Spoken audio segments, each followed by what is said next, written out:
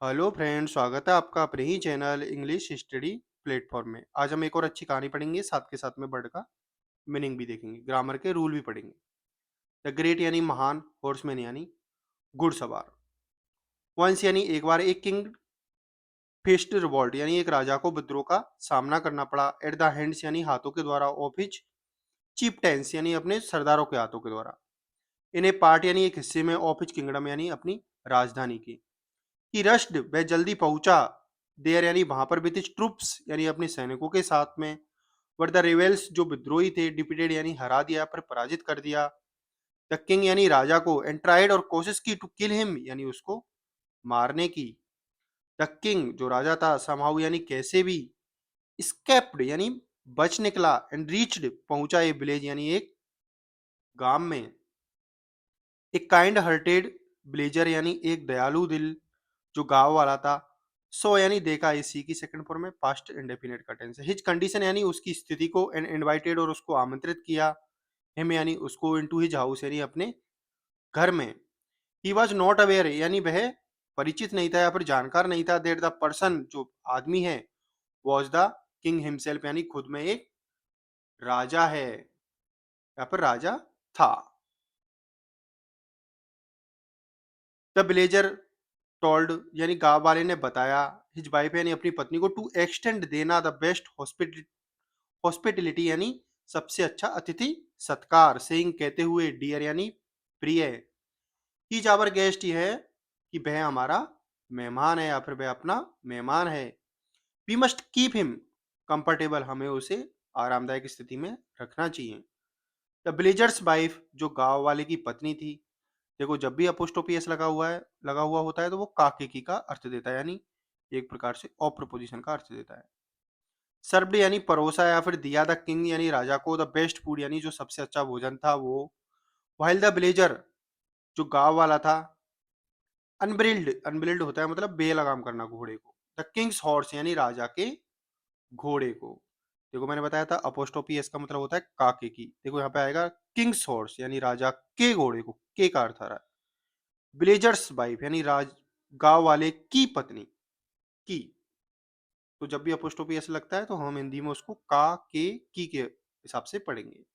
Water it और उसको पानी पिलाया, and feed it with grass यानी उसको घास खिलाया, फिर या घास डाली। फीड विथ एक पूरा प्रेजर वर्ब होता है, इसका मतलब होता है कोई चीज, किसी को कुछ चीज खिलाना। FEED, ये उसकी सेकंड फॉर्म है, feed with. In this way यानी इस तरीके से, द किंग जो राजा था, एंड हिज हॉर्स और उसके जो घोड़ा था, और टेकन केयर वर्ब के साथ में, वर्ब की थर्ड फॉर्म है, तो मतलब पैसिव का वाक्य है। राजा और उसके घोड़े की देखभाल खुद तो करेंगे नहीं, वो किसके द्वारा की गई थी, विलेजर यानी गांव वाले के द्वारा। तो यानी सब्जेक्ट खुद कुछ कर नहीं रहा है, डूअर नहीं है वो। वह टेकन केयर यानी उनका देखभाल की गई थी, ऑफ यानी उनकी, एंड रिकवर्ड और वो सही हो रहे थे, फ्रॉम देयर बाउंड्स यानी अपने घावों से वो उबर रहे थे। ऑन द फोर्थ डे और चौथे दिन, द किंग सेड यानी राजा ने कहा, फ्रेंड यानी मित्र, माई नेम इज महासब रोहा। इतना बड़ा नाम है इसका। माई नेम इज महासब रोहा यानी मेरा नाम महासब रोहा है। द ग्रेट हॉर्समैन यानी महान घुड़सवार।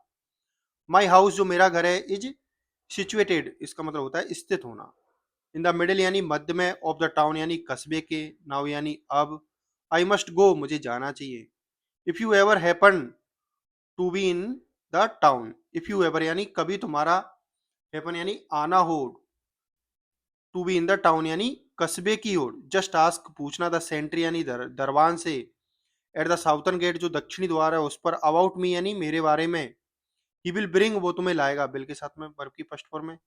फ्यूचर सिंपल का टेंस है या फ्यूचर इंडेफिनाइट है। यू टू मी यानी तुम्हें मेरे पास में वो लेके आएगा।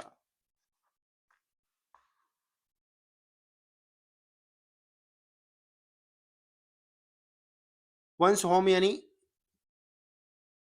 एक घर, द किंग यानी राजा, बेटेड वंस होम यानी एक बार घर पर, द किंग जो राजा था, बेटेड यानी इंतजार किया, बेटेड बेट के साथ में हमेशा फोर प्रपोजिशन का यूज किया जाता है जब भी इंतजार करने के सेंस में हम मीनिंग को बोलते। एक और वर्ब होती है अवेट्स, AWAIT, उसके साथ में कभी भी फोर प्रपोजिशन का यूज नहीं किया जाता है, उसका मतलब भी होता है किसी के लिए इंतजार करना। हम यहाँ पे ऐसे भी लिख सकते थे the king await the villager, फिर यहाँ पे अवेट फोर पूरा हट जाता। तो ये चीज ध्यान रखना, ये गलत होती, अधिकतर इंग्लिश में गलती आती है। द किंग वेटेड फॉर यानी राजा उसका इंतजार कर रहा था यानी विलेजर यानी गांव वाले का, टू विजिट हिम यानी उससे मिलने आने के लिए। What he did not turn up, लेकिन वो वहां नहीं पहुंचा या फिर नहीं आया। टर्न अप का मतलब होता है किसी का कहीं पर नहीं जाना या फिर नहीं पहुंचना। मंथ्स बेंट वाई यानी महीने गुजरते गुजरते गए। एंड द किंग जो राजा था इंक्रीज यानी बढ़ा दिया द टैक्सेस यानी करों को इन इज किंगडम यानी अपनी राजधानी में, इंक्लूडिंग सम्मिलित करते हुए द विलेज यानी गांव को, ऑफ हिज होस्ट यानी जिसने उसका आदित्य सत्कार किया था। द अदर विलेजर्स जो अन्य गांव वाले थे अप्रोच्ड यानी पहुंचे दिस विलेजर यानी इस गांव वाले के पास हु, अब देखो यहाँ पे हु रिलेटिव प्रोनाउन है, किसके अनुसार आया है यहाँ पे, विलेजर के लिए आया है। वाज इनफेक्ट यानी वास्तव में देयर रिप्रेजेंटेटिव यानी उनका प्रतिनिधि था। एंड सेड और कहा ब्रदर यानी दोस्त या फिर भाई, दैट ग्रेट हॉर्समैन जो महान घुड़सवार था, हुम जिसकी या फिर जिसकी, हाँ जिसकी है उसका, और अभी हु का ऑब्जेक्टिव केस है। यू सर्व यानी तुमने सेवा की फॉर 4 डेज यानी 4 दिनों के लिए, इज आवर किंग यानी वो हमारा राजा है। ही हैज इंक्रीज उसने बढ़ा दी है द टैक्सेस यानी करों को ऑन आवर विलेज यानी हमारे गांव पर। Why do not you request him, why यानी क्यों, डू नॉट यू रिक्वेस्ट यानी तुम उससे विनती नहीं करते, हिम यानी उससे, टू रिलीव यानी राहत देने की, अस यानी हमको, फ्रॉम दिस क्राइसिस यानी इस संकट से, क्राइसिस का मतलब होता है संकट से, सिंस जब से, we are poor people, since अब यहाँ पर अर्थ आएगा जबकि, जब से नहीं जबकि, we are we are poor people जबकि हम गरीब लोग हैं। द विलेजर सेड यानी गाँव वाले ने कहा, बेल यानी अच्छा, आई विल गो यानी मैं जाऊंगा, वट लेकिन, I can not go empty hand लेकिन मैं खाली हाथ नहीं जा सकता। माई फ्रेंड मेरा दोस्त हैज 2 चिल्ड्रन, देखो हैज हैव हैड का उपयोग हम किसी के पास में कोई चीज होने के सेंस में करते हैं।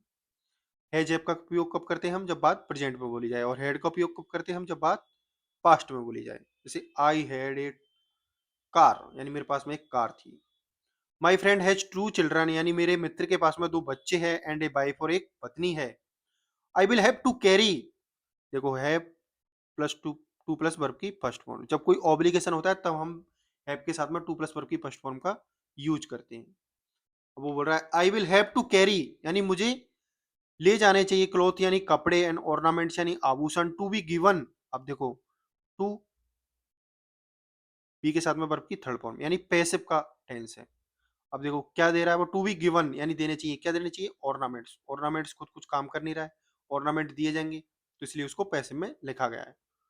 To the four of them यानी उन चारों को, एज गिफ्ट यानी एक तोहफे के रूप में। दे अरेंज्ड उन्होंने उपलब्ध कराए, फॉर दीज गिफ्ट्स यानी इन गिफ्टों को। एंड द विलेजर जो गांव वाला था अराइव्ड पहुंचा, एट द साउथर्न गेट जो दक्षिणी द्वार था, ऑफ द टाउन यानी कस्बे का। फ्रॉम देयर यानी वहां से, द सेंट्री यानी जो दरबान था, टुक हिम यानी उसे ले गया, टेक की सेकंड फॉर्म है। टू द किंग यानी राजा के पास। वह जब द किंग जो राजा था, सो द मैन यानी आदमी को देखा, ही वाज सो एक्साइटेड वो बहुत उत्सुक हो गया, एंड ही हग्ड और उसने उसे गले लगाया, हिम यानी उसको, वार्मली यानी गर्मजोशी से। द मैन जो आदमी था, हैंडेड ओवर यानी उसने उसको सुपुर्द कर देना, कोई चीज को किसी को दे देना। द गिफ्ट्स यानी जो गिफ्ट्स थे उनको, टू द किंग यानी राजा को, एंड हिज फैमिली और उसके परिवार को। ओवरवेल्म्ड इसका मतलब होता है बहुत ज्यादा अभिभूत हो जाना, या फिर बहुत ज्यादा, एक प्रकार से बोलते हैं ना, मार्मिक हो जाना बोलते हैं। द किंग एक्सेप्टेड यानी स्वीकार किया, देम यानी उनको, ऑल सभी यानी उन सभी को राजा ने स्वीकार किया। देन उसके बाद ही सर्व्ड हिम यानी उसने उसको परोसा, हिम यानी उसको, डिलीशियस यानी स्वादिष्ट फूड यानी भोजन, एंड कमांडेड आदेश दिया, मिनिस्टर्स यानी अपने मंत्रियों को, क्या आदेश दिया, let my friend be given a clean save, let my friend be given मतलब मेरे मित्र को देना चाहिए एक क्लीन सेव यानी उनको उसकी दाढ़ी को बिल्कुल क्लीन कर दो, एंड परफ्यूम्ड बॉथ यानी उसको एक परफ्यूम का मतलब होता है खुशबू भरा पानी में उसको नहलाओ या फिर उसको वहां पे उस पानी के अंदर जाने की बोलो। गिव हिम रॉयल क्लॉथ, और मुझे राजशाही कपड़े दो, एंड ऑर्नामेंट्स आभूषण दो, एंड प्रोड्यूस और लेके आओ मेरे सामने, बिफोर प्रोड्यूस हिम यानी उसको लेके आओ, बिफोर मी यानी मेरे सामने, इन एक किंगली वे यानी एक राजशाही तरीके से। द मिनिस्टर्स जो मंत्री थे, डिड यानी किया, एग्जैक्टली यानी जैसे ही, एज दे वर टोल्ड जैसा उनको बताया गया था। द किंग राजा देन कॉल्ड यानी बुलाया, ऑल हिज मिनिस्टर्स यानी अपने सभी मंत्रियों को, एंड डिक्लेयर्ड और घोषणा की, दिस फ्रेंड ऑफ माइन यानी यह मेरा मित्र विल रूल। अब देखो यहाँ पे माइन क्या है, मैं आपको बता देता हूँ थोड़ा। देखो, माई, मी, आई, मी, माई और माइन, ये होता है इसका आई का, ये आई हो गया सब्जेक्टिव केस, ये हो गया मी ऑब्जेक्टिव, और माई हो गया पजेसिव एग्जेक्टिव, और माइन हो गया पजेसिव प्रोनाउन। पजेसिव प्रोनाउन में नाउन अंदर छुपी हुई होती है, तो माइन के अंदर नाउन खुद छुपा हुआ है। विल रूल यानी शासन करेगा, half of my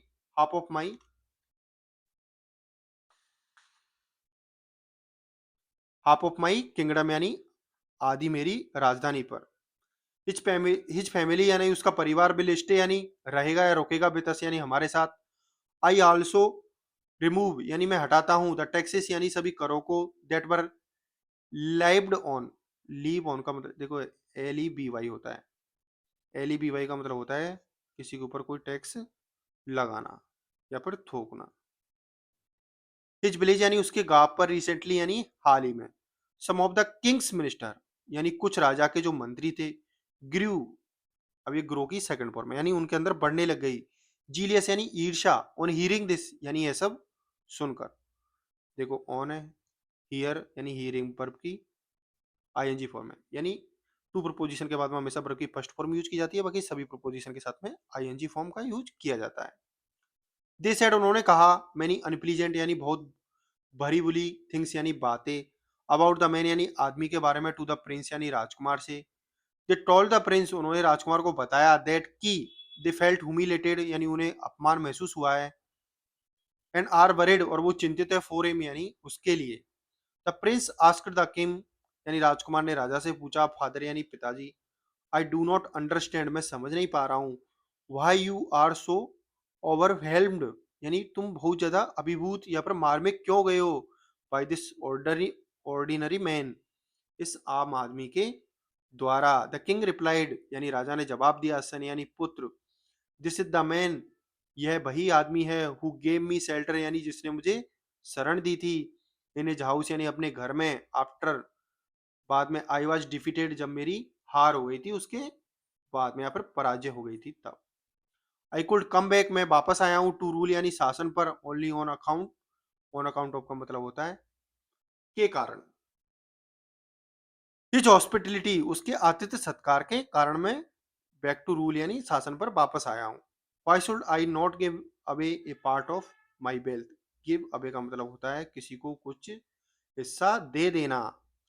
Y should I not give away, why यानी क्यों, I should not give away यानी मैं उसको क्यों नहीं देना चाहिए, ए पार्ट यानी एक हिस्सा, ऑफ माई वेल्थ यानी मेरी संपत्ति का, टू हिम यानी उसको, इवन यहाँ तक ए लिटिल एक्ट यानी एक छोटा सा काम, ऑफ काइंडनेस यानी दयालुता, दयालुता का, ब्रिंग्स यानी ले आता है, ग्रेट्स रिवार्ड्स यानी बहुत बड़े, ग्रेट रिवार्ड का मतलब होता है ग्रेट ऐसे महान नहीं बोलेंगे, अच्छे, रिवार्ड्स का मतलब हो गया एक प्रकार से सम्मान या पुरस्कार। द किंग्स एक्सप्लेनेशन जो राजा का एक्सप्लेनेशन था या फिर जो उसने बताया था या बोरा था, साइलेंस्ड यानी चुप कर दिया था, प्रिंस यानी राजकुमार को, एंड द मिनिस्टर्स और उसके मंत्री को, दे एक्सेप्टेड उन्होंने स्वीकार किया था, ब्लेजर यानी गांव वाले को, एज देयर किंग यानी अपने राजा के रूप में, एंड स्टार्टेड और शुरू हो गए, शोइंग रेस्पेक्ट यानी उसको सम्मान देना, टू बोथ द किंग्स यानी दोनों राजाओं को। अब आज की कहानी का हम मॉरल देखते हैं। इट इज अनजस्ट मतलब यह अन्यायपूर्ण होगा, टू डिनाई यानी मना करना, एनीथिंग यानी कुछ भी, टू द डिजर्विंग वन जो उसके लायक हो। Thank you so much watching this video, please share and subscribe my channel, or put your comment in comment section, what would you like or not. Thank you so much for watching this.